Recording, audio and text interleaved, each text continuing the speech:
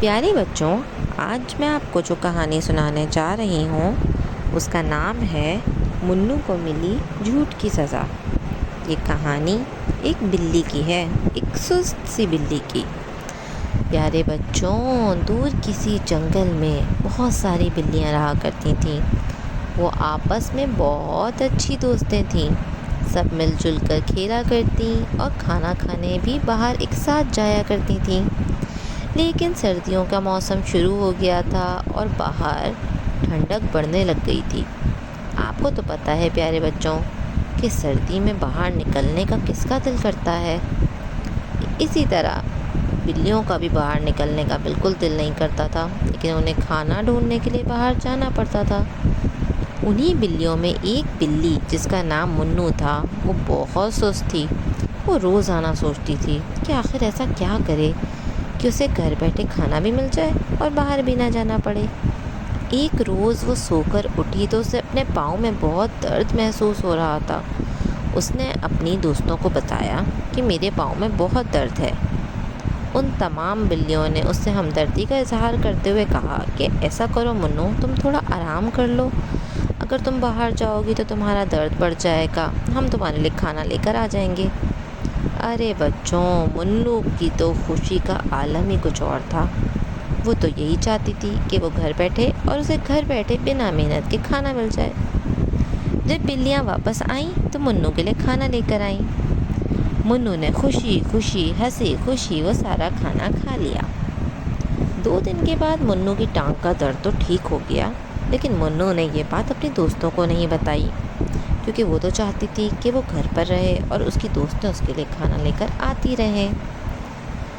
اس کی دوستوں نے اس کو مشورہ دیا کہ آؤ منو، ہم ڈاکٹر انکل کے پاس چلتے ہیں، لیکن منو نے اس بات سے منع کر دیا اور کہا کہ میں خود ہی ٹھیک ہو جاؤں گی۔ شام کو وہ ساری دوستیں اس کی باہر کھیلنے جایا کرتی تھیں۔ منو کا دل تو بہت کرتا تھا، لیکن کیا کرے، اگر وہ باہر کھیلتی تو ساری دوستوں کو پتہ چل جاتا کہ منو تو اپنے پاؤں درد کا بہانہ کر رہی تھی۔ ایک روز تمام بلیاں کھانا ڈھونڈنے کے لیے باہر چلی گئیں۔ منو مزے سے بستر پہ لیٹی تھی کہ اچانک اسے گوشت کی خوشبو آئی۔ اس نے جب کھڑکی سے باہر سر نکال کے دیکھا تو اس نے دیکھا کہ درخت کے پاس ایک لڑکا کوئی گوشت پھینک رہا تھا۔ پیارے بچوں، آپ کو تو پتہ ہے کہ بلی گوشت کتنا شوق سے کھاتی ہے۔ منو کا بہت دل للچایا۔ وہ جلد از جلد گوشت تک پہنچنا چاہتی تھی، لیکن وہ یہ بھی چاہتی تھی کہ اس کی دوستیں اسے نہ دیکھیں۔ وہ چھپتی چھپاتی کسی طرح گوشت تک پہنچی اور کھانا کھانے میں مصروف ہو گئی۔ سارا گوشت ختم کرنے کے بعد وہ بہت خوش تھی اور وہ یہ چاہتی تھی وہ اپنی دوستوں کے آنے سے پہلے پہلے گھر پہنچ جائے، تاکہ اس کی دوستوں کو اس کا راز پتہ نہ چل پائے۔ ابھی اس کی دوستوں کے آنے میں کچھ وقت باقی تھا۔ وہ چھپتی چھپاتی آہستہ آہستہ اپنے گھر کی طرف جانے لگی، لیکن اسے یہ بات نہیں پتہ تھی کہ اس کی دوستیں واپس آ چکی ہیں اور اسے دیکھ رہی ہیں۔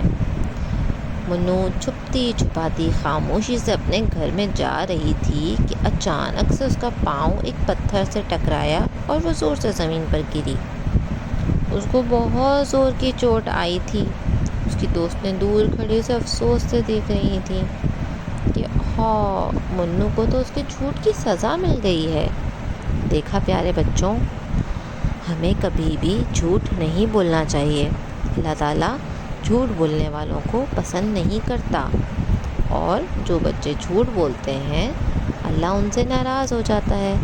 تو ہمیں کوشش کرنی چاہیے کہ ہم ہمیشہ سچ بولیں اور کبھی بھی جھوٹ نہ بولیں، جیسے کہ منو نے جھوٹ بولا اور اس کو سزا ملی۔